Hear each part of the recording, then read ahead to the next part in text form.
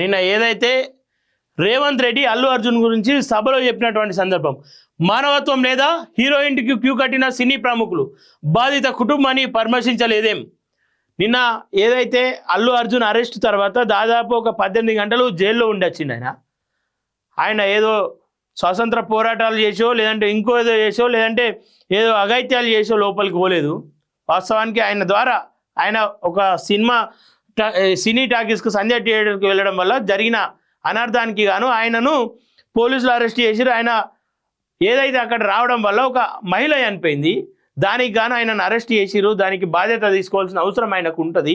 అయితే ఆయనను అరెస్ట్ చేసిన 18 గంటల తర్వాత ఏదో అయిపోయింది, అల్లు అర్జున్ ఇంట్లో ఏమో జరుగుతూ ఉందని చెప్పేసి హీరోలు సంబంధించిన ఎవరైతే సినీ పరిశ్రమలో ఉంటారో ప్రముఖులందరూ కూడా అల్లు అర్జున్ ఇంటికి పరుగులు తీసిరు.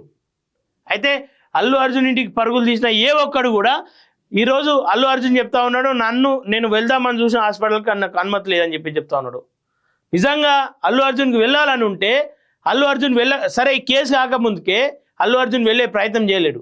నాకు రాత్రి తెలియలేదు, ప్రొద్దునే తెలిసింది, నేను షాక్ అయినా అని చెప్పి చెప్తా ఉన్నాడు. అల్లు అర్జున్ ఆ ప్రాంతాన్ని విడిచిపెట్టి ముందే ఆ మహిళ చనిపోయినట్టు రాష్ట్రానికి మొత్తం తెలిసింది, అల్లు అర్జున్కి తెలియదు అని చెప్పి చెప్తా ఉన్నాడు.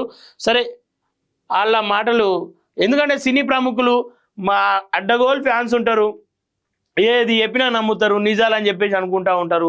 సో వాళ్ళు ఏది చెప్పినా నడిపోతుంది.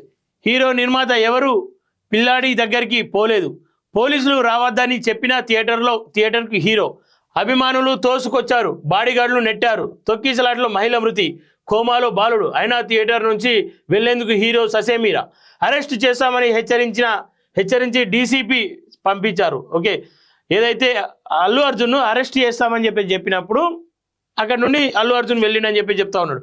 మానవత్వం లేని ఇలాంటి వాళ్ళను అరెస్ట్ చేసే నీచమైన భాషతో ప్రభుత్వాన్ని బదనాం చేసే ప్రయత్నం. 10 ఏళ్ళు మంత్రిగా పనిచేసిన వ్యక్తి సోషల్ మీడియాలో అడ్డగోలు పోస్టులు పెట్టారు. ప్రాణాలు పోయినా ఏమి అనొద్దనడం అన్యాయమా? సినిమా తీసుకోండి, వ్యాపారం చేసుకోండి, ప్రాణాలు పోతే మాత్రం ప్రభుత్వం చూస్తూ ఊరుకోదు.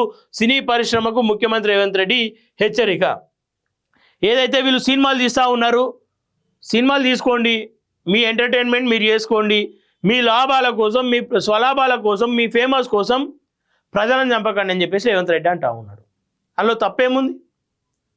మీరు సినిమా తీస్తే ఆ సినిమాలోకి వెళ్ళి వచ్చిన ఇన్కమ్ ఏమైనా, సరే నా ఫ్యాన్స్ మొత్తం తెలంగాణ రాష్ట్రంలో ఉన్నారు, వాళ్ళకు ఒక మంచి జరగాలని చెప్పేసి ఏదైనా రాష్ట్ర ప్రభుత్వానికి ఇచ్చినావా, అటు ఆంధ్ర ప్రభుత్వానికి ఇచ్చినావా, లేదంటే ఎవరైనా నీకు కావాల్సిన వాళ్ళకు అరే మీరు నా సినిమా కోసం ఇంత కష్టపడ్డారు, లేదంటే నా సినిమా సక్సెస్ అవ్వాలని నా అభిమానులు అంతా కోరుకుర్రు, నా అభిమానుల కుటుంబానికి ఒక్కొక్క సినిమాకు అంటే సినిమా రిలీజ్ అయినప్పుడల్లా ఒక 1000 మంది అభిమానులను గుర్తిస్తే ఆ సినిమా కోసం పనిచేస్తారు. ఆ సినిమా సక్సెస్ కావాలని ఫ్లకర్స్ కట్టుకుంటూ, బ్యానర్లు కట్టుకుంటూ, అభిమానులు రావాలంటూ వివిధ వేషధారణలో ఆ సినిమాలో ఏ వేషాలు ఉంటాయో ఆ వేషధారణలో సినిమాలకు వస్తూ ఉంటారు. వాళ్ళ అభిమానిని చాటుకుంటూ ఉంటారు.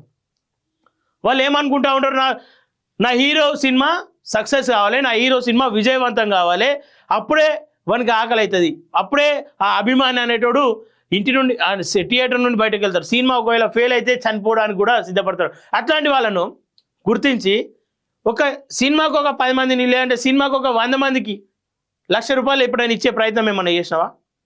వాళ్ళ వల్ల నీకు ఉపయోగం, నీ వల్ల వాళ్ళకు ఉపయోగం లేదని వాళ్ళకి తెలుసు, కానీ మీ అభిమానం.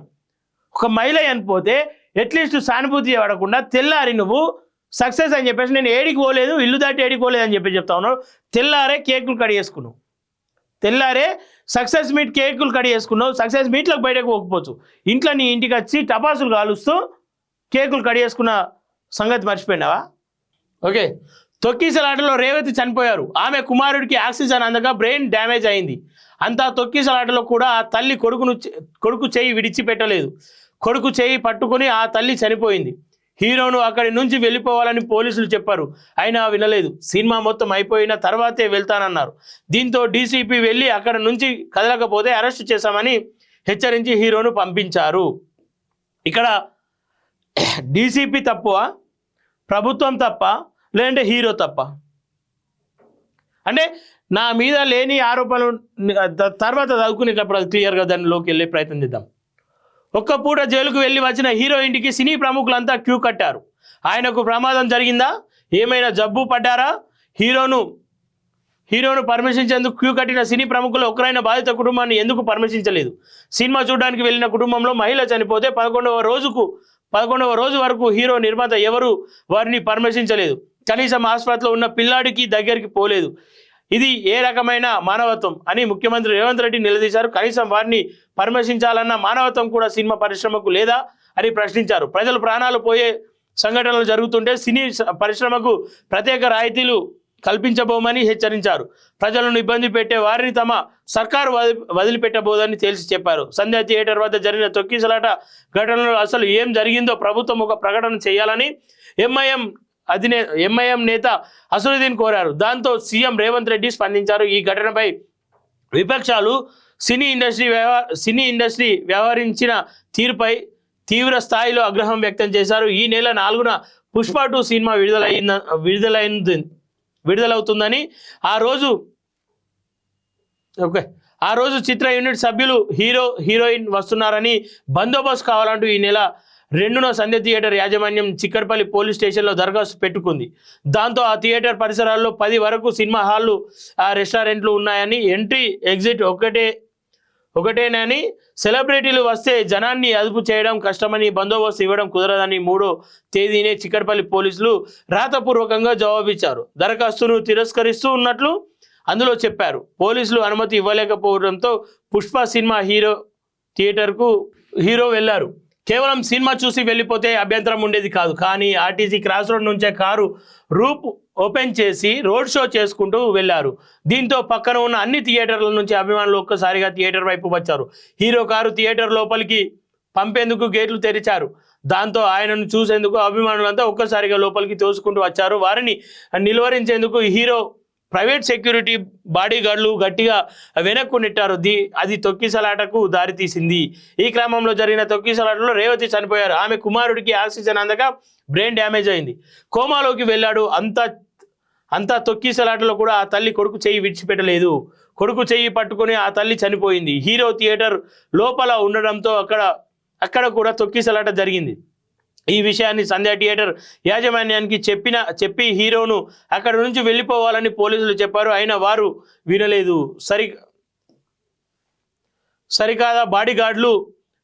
సరికాదా బాడీగార్డులు పోలీసులను నిలువరించారు. పరిస్థితి చేజారే ప్రమాదం ఉందని గుర్తించిన ఏసీపీ రంగంలోకి దిగారు. శాంతి భద్రతలు చేయి దాటే ప్రమాదం ఉందని, ఇప్పటికే ఒకరు చనిపోయారని, మరొకరు ఆసుపత్రి పాలయ్యారని హీరోకు ఏసీపీ వివరించారు.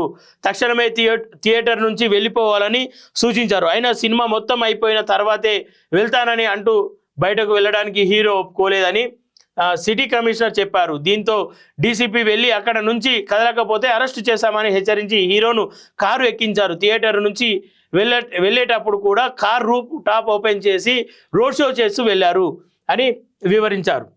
ఈ నేపథ్యంలో హీరోపై యాజమాన్యంపై పోలీసులు కేసు పెట్టారని, తర్వాత హీరో ఇంటికి వెళ్ళినప్పుడు కూడా దురుసుగా ప్రవర్తించాడని, బాధ్యత రహితంగా సమాధానాలు ఇచ్చాడని, అందుకే పోలీసులు వారిని విధి నిర్వహించారని వివరించారు. కేటీఆర్పై పైశాచికత్వం ఏదైతే కేటీఆర్ ఉండో, అల్లు అర్జున్ అరెస్ట్ తర్వాత కేటీఆర్ చాలా బాధపడ్డాడు.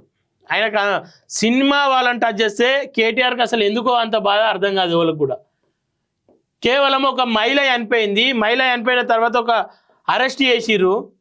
అట్లీస్ట్ అరెస్ట్ తర్వాత ఒక మహిళ చనిపోయిందని అరెస్ట్ చేసిర్రు, ఆ మహిళకు సానుభూతి తెలుపుకుంటూ అల్లు అర్జున్ అరెస్ట్ అక్రమం అని చెప్పేసి ఒక ట్వీట్ చేస్తే బాగుంటుండే. కానీ కేటీఆర్ ఏం ట్వీట్ చేసిండు? అల్లు అర్జున్ అరెస్టు అక్రమం, రేవంత్ రెడ్డి పేరు మర్చిపోయింది అని చెప్పేసి ఈ అరెస్ట్ అని చెప్పేసి ఒక ట్వీట్ చేసిండు. అంటే రాష్ట్ర ప్రభుత్వాన్ని ఏ రకంగా ఇబ్బంది పెట్టాలి అని చెప్పేసి ప్రయత్నం చేస్తుండు. కానీ ఏదైతే కేటీఆర్ ఉండో, కేటీఆర్ ఒక ప్రజాప్రతినిధి, మాజీ మినిస్టర్, మాజీ సీఎం కొడుకు అని చెప్పేసి మర్చిపోతూ ఉన్నాడు.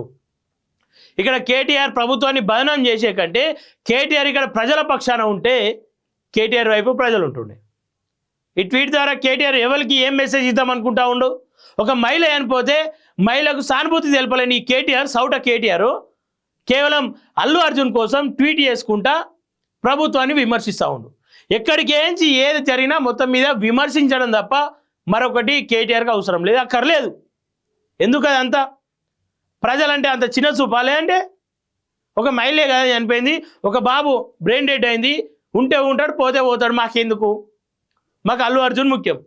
ఎందుకంటే రేపటి రోజు అల్లు అర్జున్ని ఈ సానుభూతితోండి ప్రచారానికి తీసుకొచ్చుకుంటే అల్లు అర్జున్ వస్తున్నాడు, కేటీఆర్ వస్తున్నాను ఎట్లా జనాలు వచ్చుడు బంద్ చేసిర్రు, కానీ అల్లు అర్జున్ వస్తుందని లేదంటే ఇంకో హీరో వస్తుందని ఇంకో హీరోయిన్ వస్తుందని ఆడికి వస్తాడు, జనాలు వస్తారు. అయితే కేటీఆర్ ప్లాన్ అంతా హీరోలను హీరోయిన్లను దగ్గర చేసుకొని నెక్స్ట్ ప్రచారానికి ఎట్లాగో కేసీఆర్ పోయినా ప్రజలు వచ్చే ప్రసక్తి లేదు, కేటీఆర్ పోయినా కవిత పోయినా ఓళ్ళు వచ్చినా ప్రజలు నమ్మరు, అట్లీస్ట్ సెలబ్రిటీలు వస్తే చూడడానికైనా వేస్తారు, అరే మా సభ నిండుగా ఉంది భయ్ అని చెప్పేసి చెప్పుకుంటారు. ఇదంతా కూడా కేటీఆర్ ఆడుతున్న డ్రామా, కేటీఆర్ చేస్తున్న ఎత్తుగడ ఇదంతా. సో దయచేసి తెలంగాణ రాష్ట్ర ప్రజలారా ఈ విషయం ఖచ్చితంగా గమనించాలి. ప్రభుత్వం ఏదైనా కానీ ఒక మహిళ చనిపోతే స్పందించాల్సిన బాధ్యత ప్రతిపక్షాలుగా ఉంటుంది, ప్రజా నాయకులకు ఉంటుంది. ఆ మహిళ భర్తే నాకు ఈ కేసు వద్దని చెప్పేసి అనుకోవచ్చు కాక, కానీ ఏదేమైనప్పటికీ అది పబ్లిక్లో జరిగింది కాబట్టి ఖచ్చితంగా ప్రభుత్వానికి దానితో సంబంధాలు ఉంటాయి, ప్రభుత్వానికి మచ్చ ఏర్పడే అవకాశం ఉంటుంది. కాబట్టి ఖచ్చితంగా అరెస్ట్ చేసి తీరాలి, దానికి సంబంధించిన వాళ్ళ పైన కేసులు పెట్టి తీరాలి.